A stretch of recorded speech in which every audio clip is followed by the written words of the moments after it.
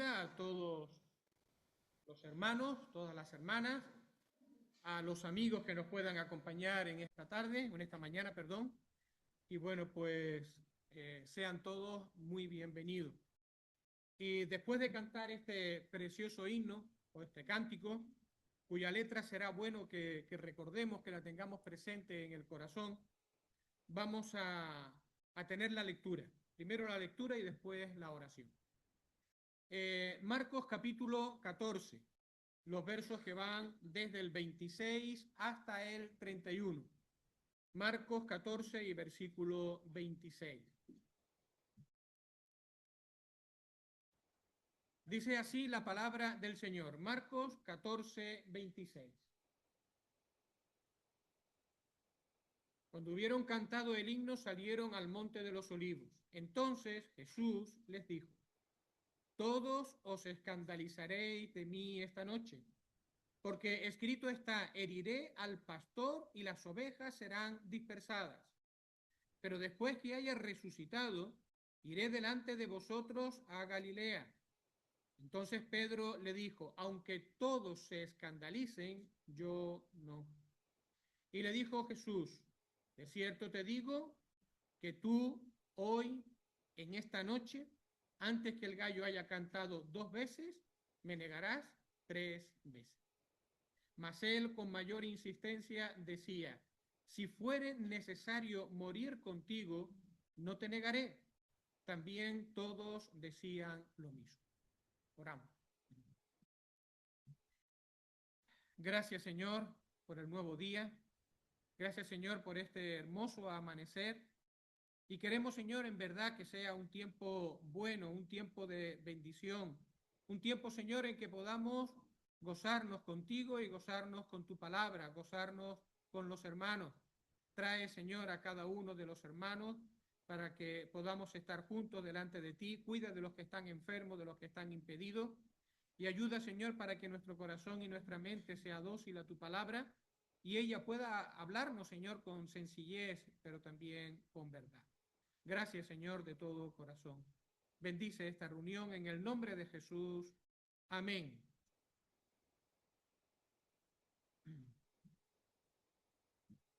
Bueno, pues la porción que nosotros acabamos de leer, normalmente en muchas de nuestras Biblias se la llama Jesús anuncia la negación de Pedro. Pero como decíamos en la última vez que nos acercamos al texto, realmente el anuncio de Jesús no va de eso. Realmente toda la porción tiene 2 partes. En la primera, lo que el Señor Jesucristo anuncia es que todos los discípulos le van a abandonar. Ese es el anuncio de Jesús. Todos me vais a abandonar. Pero lo que sucede a continuación es la reacción de Pedro. Y es en ese contexto donde el Señor hace el anuncio de lo que llamamos la negación de Pedro.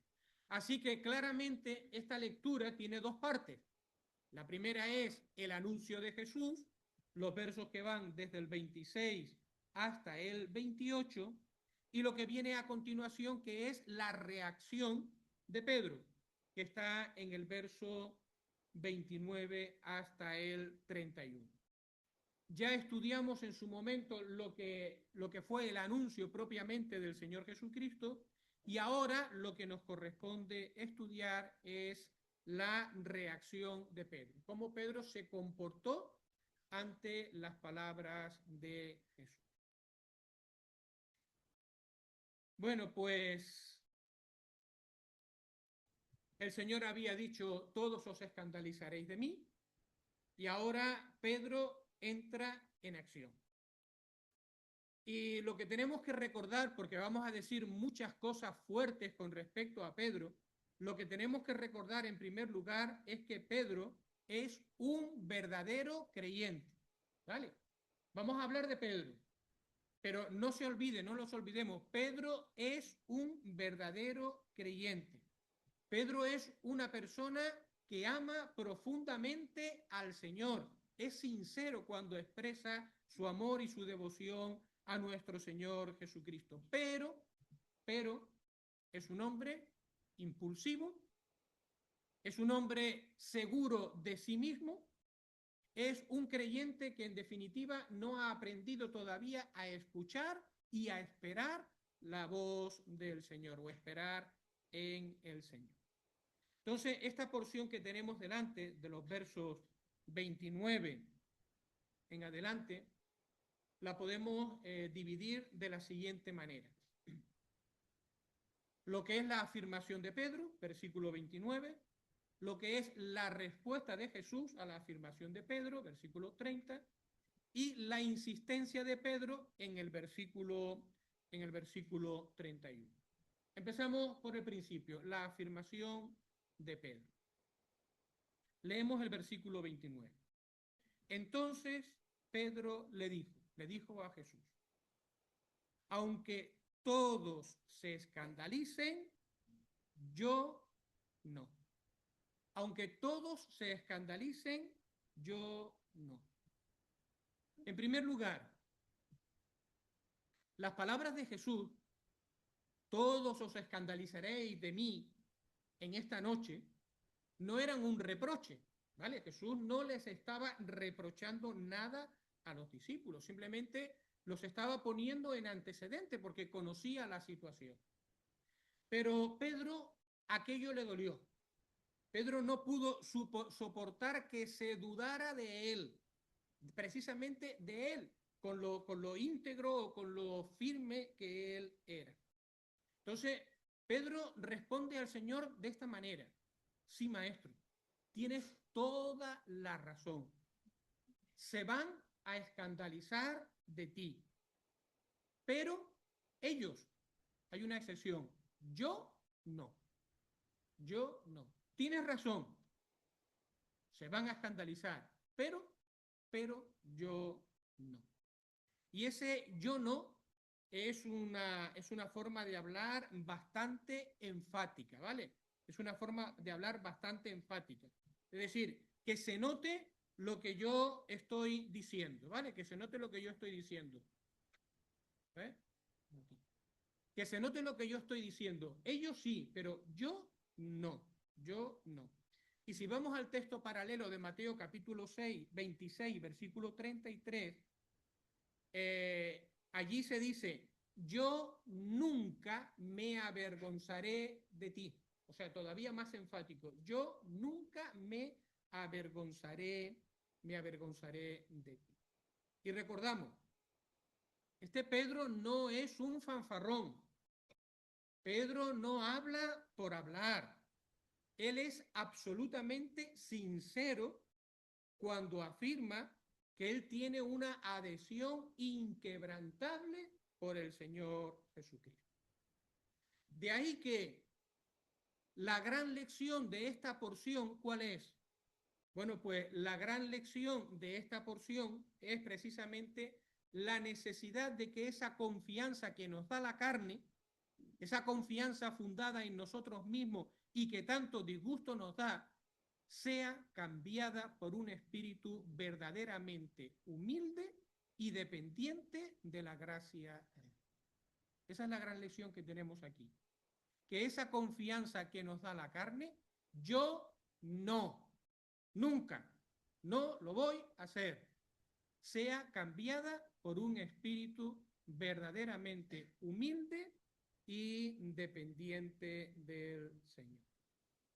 Este Pedro que dice yo no, yo nunca, es el mismo que después, por su propia experiencia, con el paso del tiempo, aprendió lo que está escrito en Primera de Pedro capítulo 5. Vamos a ir a Primera de Pedro, al capítulo 5.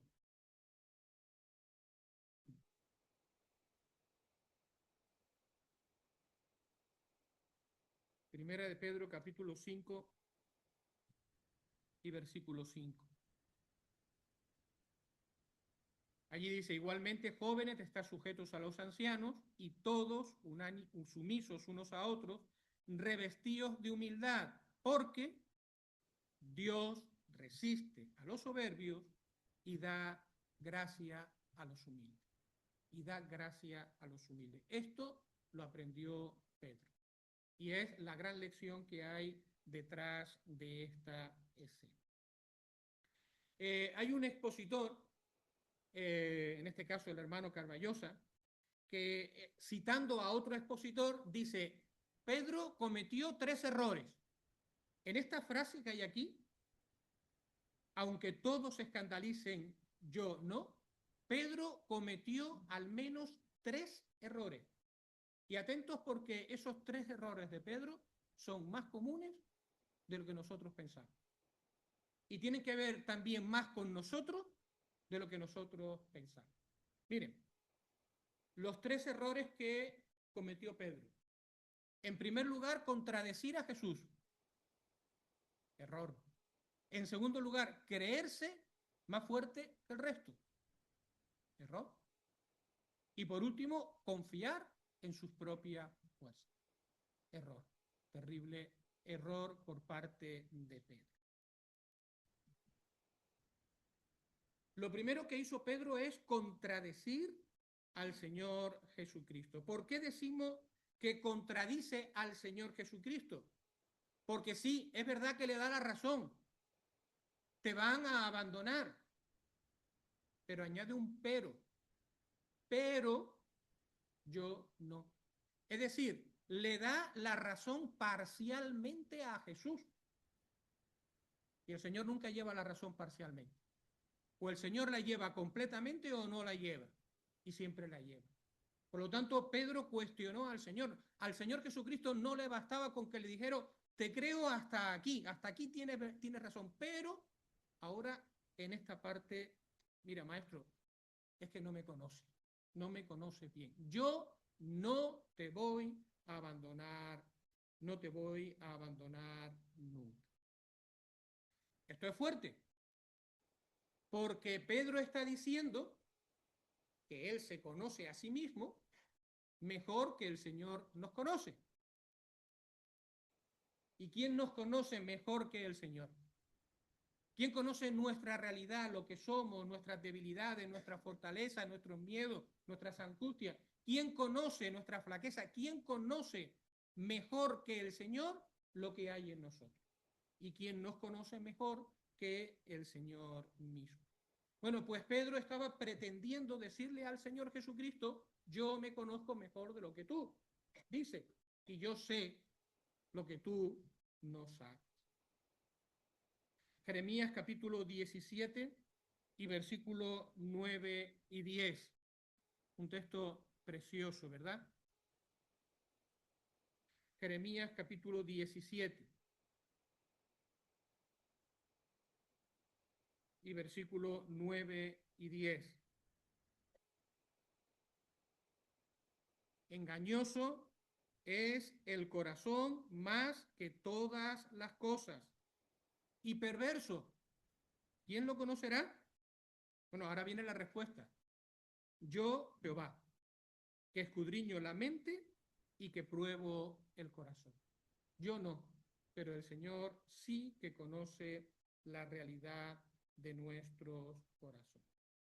Y claro, leer estas cosas o pensar en estas cosas me llevaba por otro terreno que es pensar la cantidad de veces que nosotros en nuestra vida práctica, en nuestra vida diaria, nos creemos más sabios que Dios. Porque es verdad. ¿Cuántas veces en nuestra propia experiencia nos creemos más sabios que Dios? Nos atrevemos a darle peros a Dios, nos atrevemos a discutirle a Dios, quizás porque de esa manera queremos suavizar algún deseo del corazón que sabemos que posiblemente no es lo que Dios quiere, porque queremos suavizar algún tipo de comportamiento que sabemos que Dios no lo aprueba, o porque simplemente la doctrina hoy hay que actualizarla y los tiempos son como son y el Señor dice la verdad, pero no podemos hablar del infierno ya como antes, o no podemos hablar del pecado, o el tema de la distinción que Dios ha hecho entre hombres y mujeres. Esto ya no se puede hablar y nos atrevemos a añadirles peros a Dios para cambiar lo que Él dice.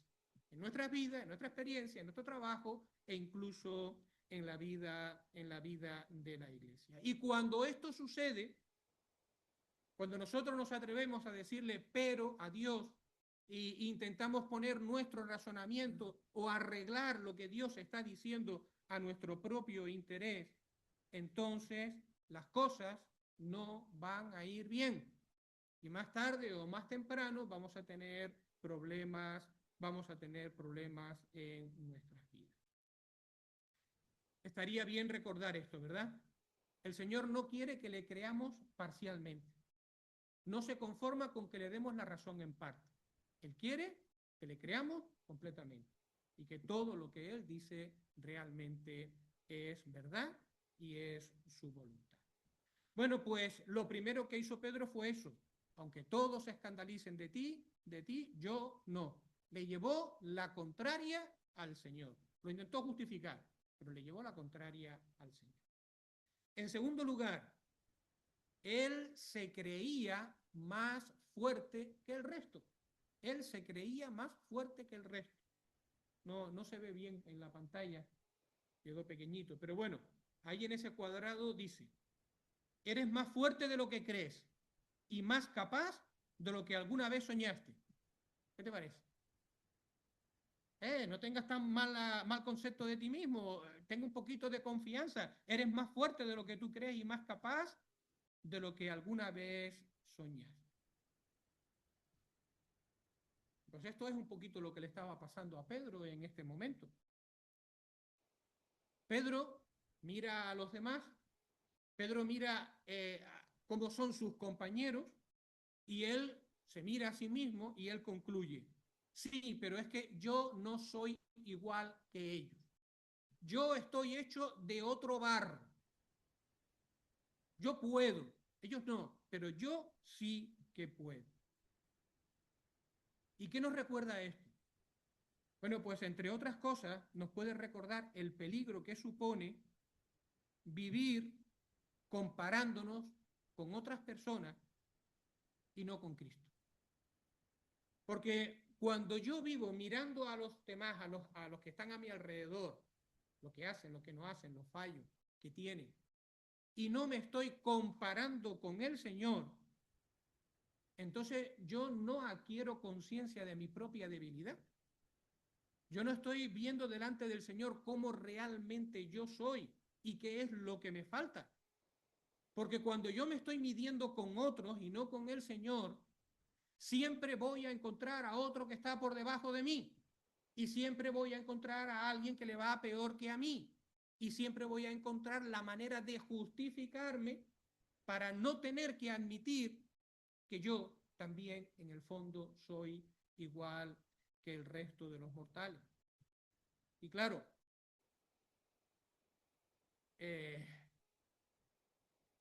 al no poder ver nuestra propia debilidad y nuestra propia flaqueza, eso después, cuando llega la hora de la verdad, nos mete en muchos problemas. ¿Qué es lo que dice el mundo? Pues lo hemos puesto ahí en la pantalla. Tú eres más fuerte de lo que tú imaginas. Hay más poder dentro de ti del que tú imaginas.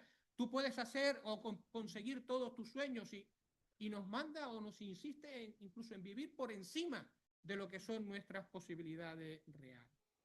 Pero en la vida cristiana, hermanos, ocurre justamente lo contrario. Reconocer nuestra flaqueza, reconocer que nosotros no podemos, reconocer nuestra situación no es una desventaja, sino todo lo contrario, porque ese es el verdadero camino hacia la victoria en el creyente. Cuando yo reconozco mi debilidad y mi flaqueza, yo entro en el camino de la victoria, en el camino de Cristo. ¿Por qué? Porque entonces mis ojos lo miran al Señor. Y entonces donde tengo que refugiarme es en el Señor. Y lo que espero es el poder o la fuerza del Señor obrando a través de mí. Reconocer nuestra necesidad y mirar al Señor abre el poder de Dios en nuestras vidas. Segunda de Corintios capítulo 12 y versículo 10. Segunda de Corintios 12, 10.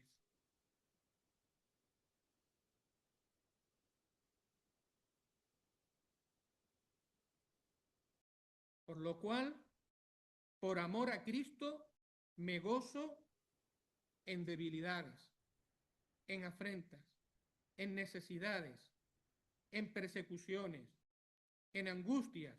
Qué masoquista, ¿no? No, pero mira cuál es el secreto.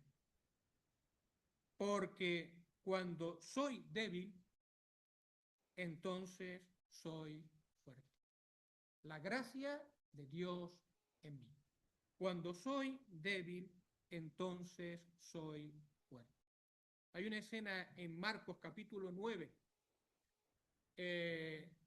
donde Jesús habla con un hombre que tiene un hijo enfermo, ¿vale? Y el Señor le pide que crea.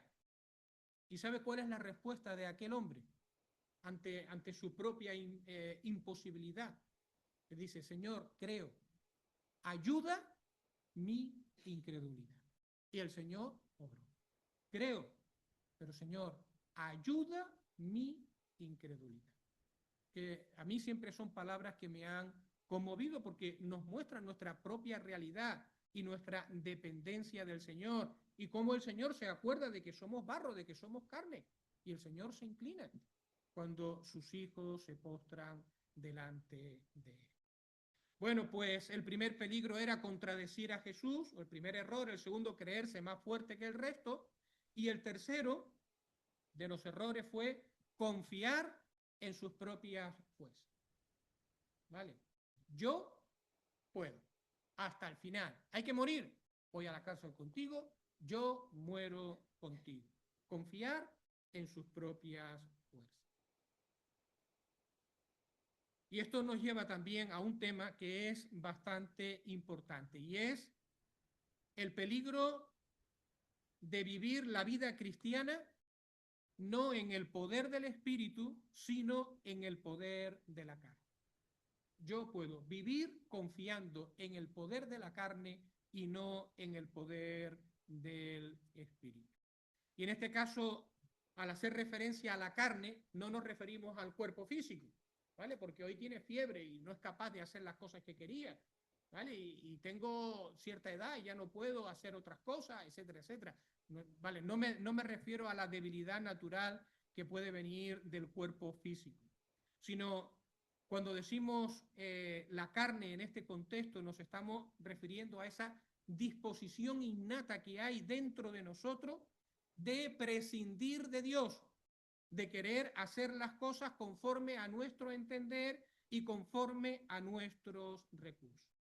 ¿Vale? Y en este caso, Pedro es un ejemplo de esto, de alguien que quería hacer las cosas, que quería hacer la obra de Dios, pero quería hacerlo por su poder, con sus recursos y con su propio entendimiento. ¿Qué es un cristiano carnal? ¿Había escuchado hablar de este concepto? ¿Qué es un cristiano carnal? Bueno, a mí hay una definición con la que no suelo estar de acuerdo, ¿vale? Muchas veces se habla de un cristiano carnal y se dice, un cristiano carnal es aquel que ha dado testimonio del Señor, incluso a lo mejor se ha bautizado, pero vive practicando el pecado. Su vida no ha cambiado. A veces ni siquiera parece que hubiese lucha. Y entonces esa persona que ha dado testimonio, se ha bautizado, pero su vida no ha cambiado en nada, sigue viviendo como antes, pues dice, no, si ha creído es salvo, pero es un cristiano carnal, porque vive practicando el pecado.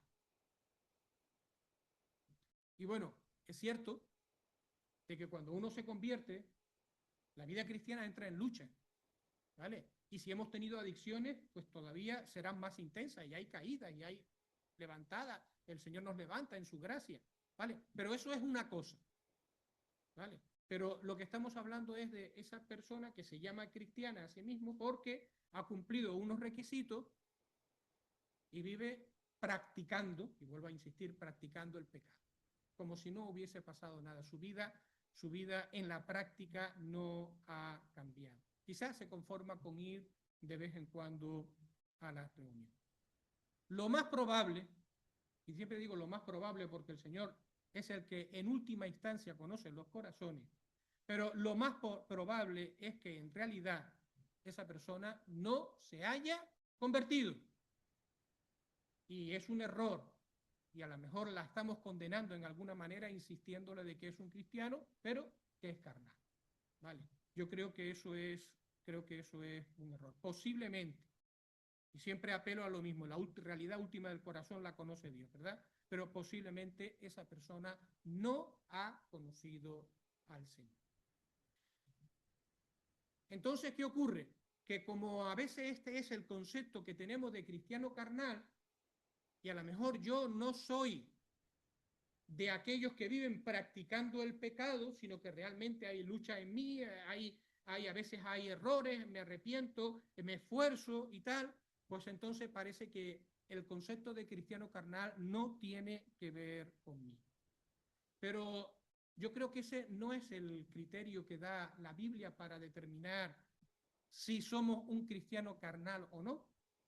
Yo creo que cuando la Biblia habla de un cristianismo carnal, lo que está hablando son de personas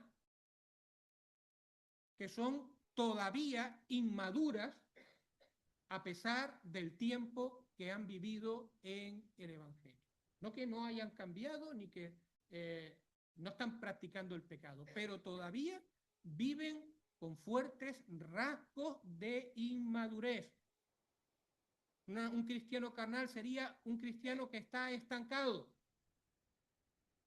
Un cristiano recién convertido puede ser maduro para el tiempo que lleva de convertido.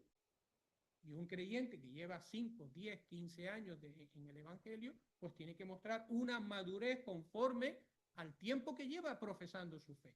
Pero no la muestra, no la muestra. Yo creo que esa es la idea de un cristiano carnal, un cristiano que está estancado, que ha dejado de crecer posiblemente hace mucho tiempo.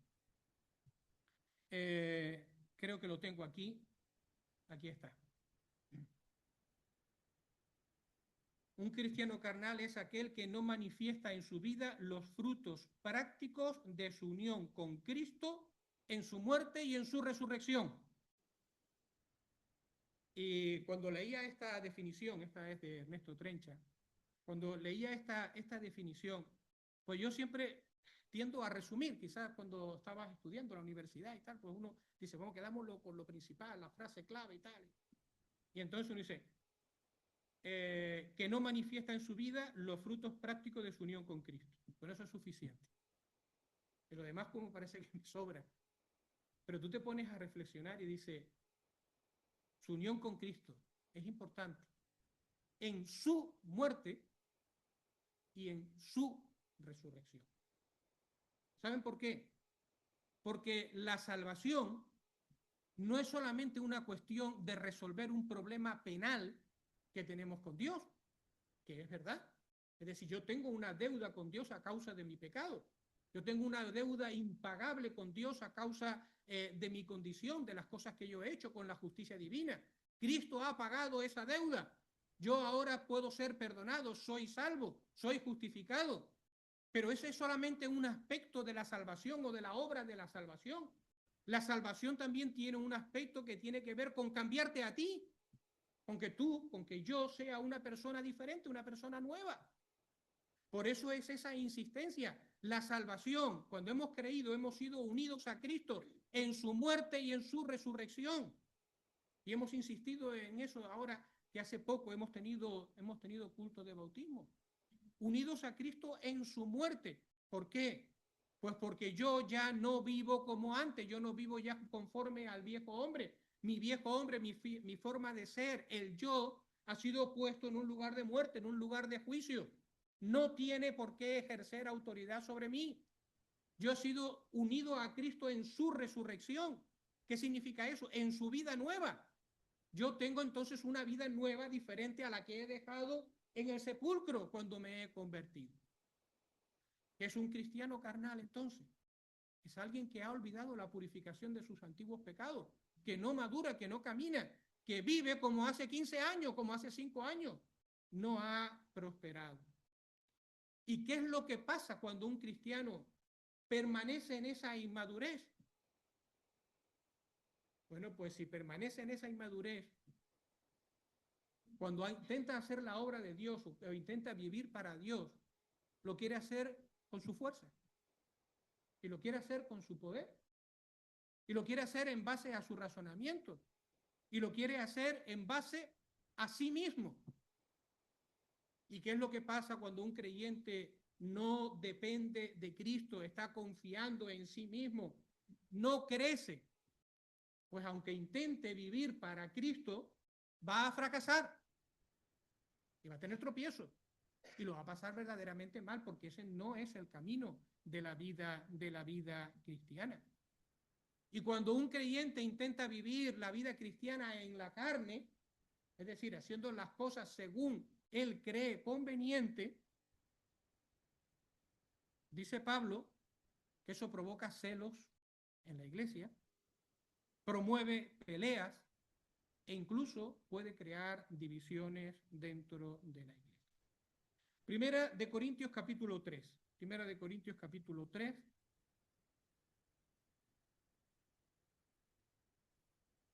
Y verso del 1 al 3.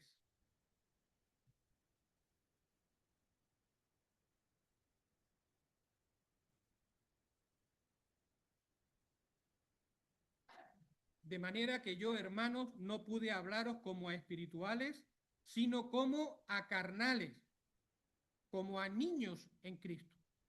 Os di a beber leche y no vianda, porque aún no sois capaces, no haréis capaces, ni sois capaces todavía, madurez. Porque aún sois carnales, pues habiendo entre vosotros celos, contiendas, disensiones, ¿no sois carnales y andáis como hombres? La inmadurez provoca este tipo de comportamiento, el dejarse llevar también por la carne.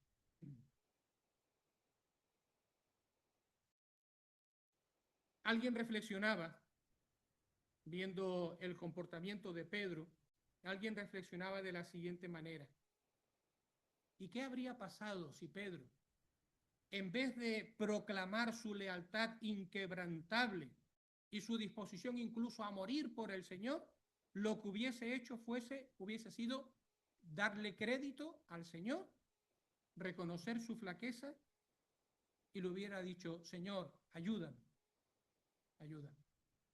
¿Qué hubiera pasado? Si en vez de responder de esa manera, le hubiera dicho: Señor, ayúdame. No lo sabemos, ¿verdad? Posiblemente no hubiese pasado ninguna de las cosas que vienen a continuación. Pero esa es la gran lección que tenemos que aprender de estas palabras. Bueno, pues esta fue la manera en que Pedro respondió al Señor Jesucristo. ¿Vale? Yo no, ellos sí, yo no. Ahora viene la respuesta del Señor. Ahora pasamos al versículo 30. Marcos capítulo 14 y versículo 30.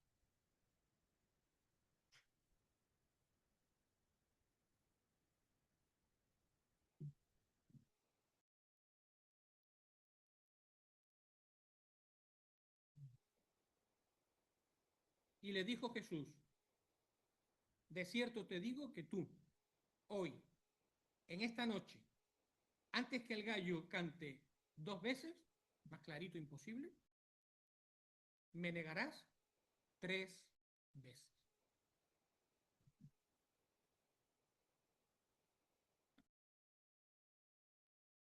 Jesús no está enfadado por la respuesta de Pedro. Jesús no está enfadado por el hecho de que Pedro contradiga al Señor Jesucristo, pero evidentemente no está contento. Y el Señor le responde con una gran solemnidad, porque quiere que Pedro vea lo grande que es el error que está cometiendo, o la grandeza de su disparate, de su desatino. Así que le habla a Pedro con una solemnidad, con unas palabras verdaderamente serias. De cierto te digo. De cierto te digo. Y lo que ahora le dice no es un castigo, ¿vale? Como me has dicho que tú no, mira lo que te va a pasar. Ahora esto es para que aprendas. No, no es un castigo, es simplemente la constatación de una realidad, de lo que sucede a una persona cuando está confiando en sí misma y no está mirando primeramente al Señor. Parafraseando las palabras que le dijo el Señor Jesucristo a Pedro, ¿vale? De cierto te digo, mira Pedro, no solo que no eres mejor que los demás, sino que tu deserción será aún más grave que el resto. Ellos me abandonarán, pero es que tú, además, vas a renegar de mí. Uf, eso fue lo que le dijo el Señor, pero era nada más que la constatación de un hecho, de lo que iba a suceder, de lo que el propio Pedro con su comportamiento hacia el camino en el cual se estaba abocando, hacia el cual estaba caminando. Me negarás. Y dicen los expertos, los que trabajan con el texto griego, que este negar no es simplemente un negar, un decir que no, un contradecir, sino que además es un verbo que está reforzado, ¿vale? En su forma escrita en griego.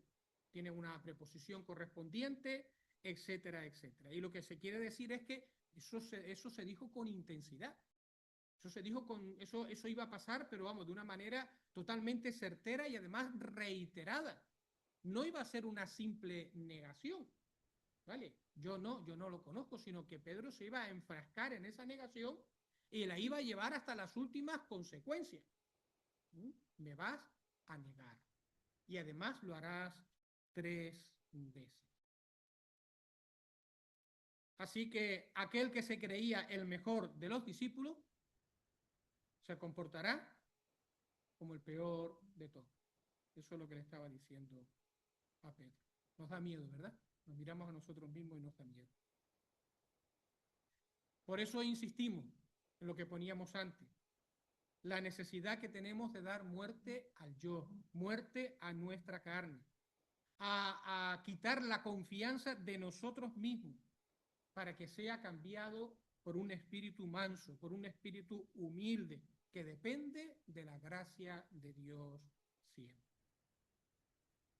Pero es que además la forma en que el Señor lo dice, a ver si tengo algo ahora, mira un momentito.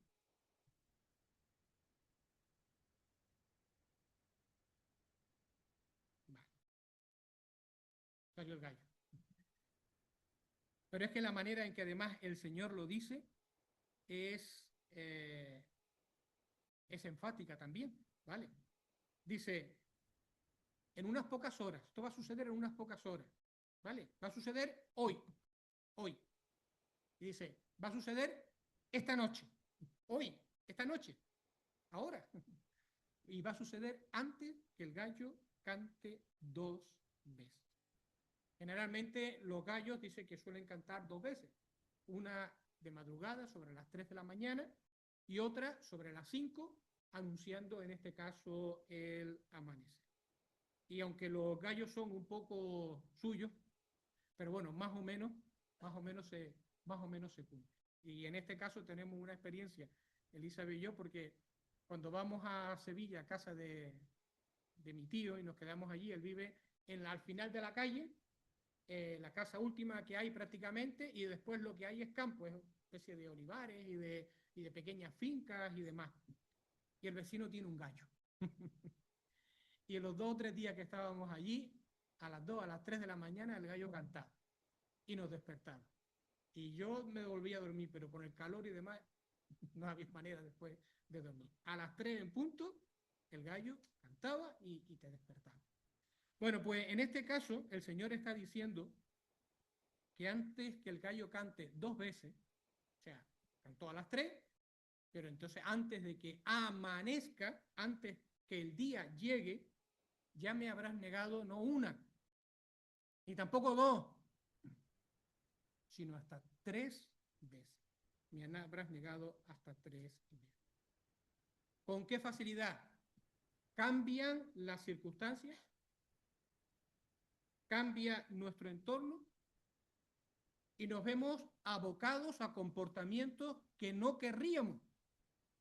Y después nos arrepentimos de lo que ha pasado.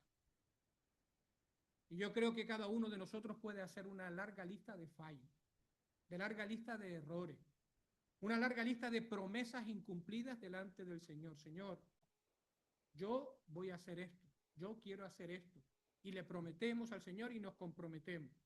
Pero después, ¿dónde quedan nuestras promesas? ¿Dónde queda nuestro compromiso? ¿Dónde queda ese yo, cuenta conmigo, Señor, que hemos hecho en más de una ocasión en nuestras vidas? Volveremos a ello. Vamos ahora al versículo 31.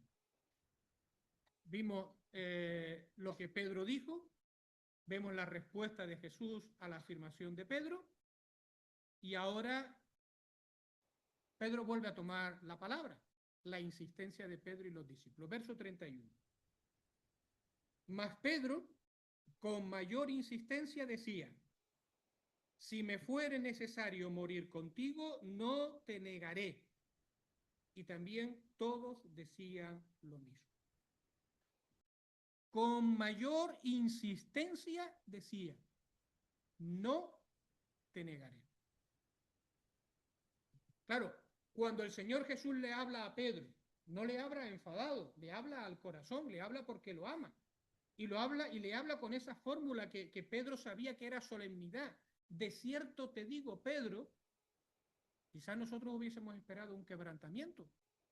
Y bueno, y Pedro se vio desarmado delante del Señor y dijo: perdóname, Señor, pero no fue eso lo que pasó. Él estaba tan lleno de sí mismo y tan lleno, en este caso, de su propia justicia, de su propia autosuficiencia, que él se reafirma en sus palabras, y además de una forma apasionada, de una forma vehemente, y él vuelve a decir y a insistir que él va a llegar hasta el fin con el Señor, aunque sea cárcel, si es cárcel, cárcel, y si es muerte, muerte, no importa lo que cueste. Y en este caso hay que añadir además que bueno, hasta ahora los discípulos, el resto de los compañeros, había guardado un silencio prudente, pero entusiasmados por la fuerza de Pedro, el coraje de Pedro, todos terminan diciendo lo mismo. Y al final todos dicen exactamente igual: no, maestro, no, ninguno de nosotros, yo no, yo no, yo no. Todos decían que no, que estaban dispuestos a morir por el Señor. Entonces, estamos terminando casi.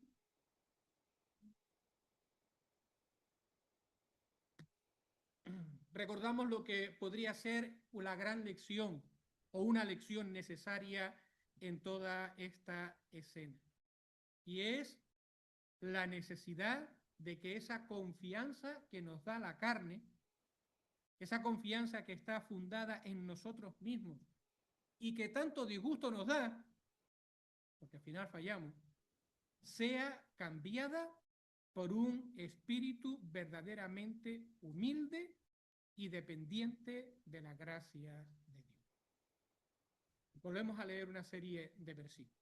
Primera de Pedro, capítulo 5.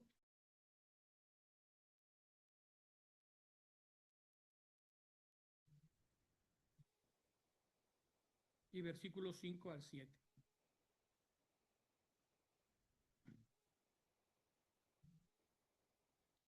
Igualmente, jóvenes, estad sujetos a los ancianos y todos sumisos unos a otros, revestidos de humildad, porque Dios resiste a los soberbios, da gracia a los humildes. Humillaos, pues, bajo la poderosa mano de Dios, para que Él os exalte cuando fuere tiempo, echando toda vuestra ansiedad sobre Él, porque Él tiene cuidado de vosotros. Efesios capítulo 6 y versículo 10.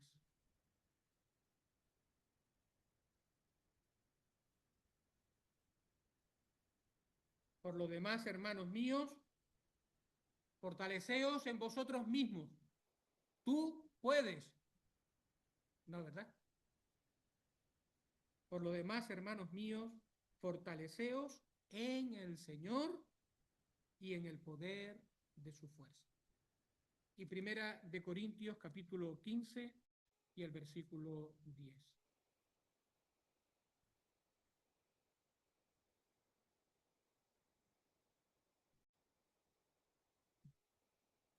Dirá que Pablo era un hombre que había llegado a lo máximo dentro del mundo de la religión.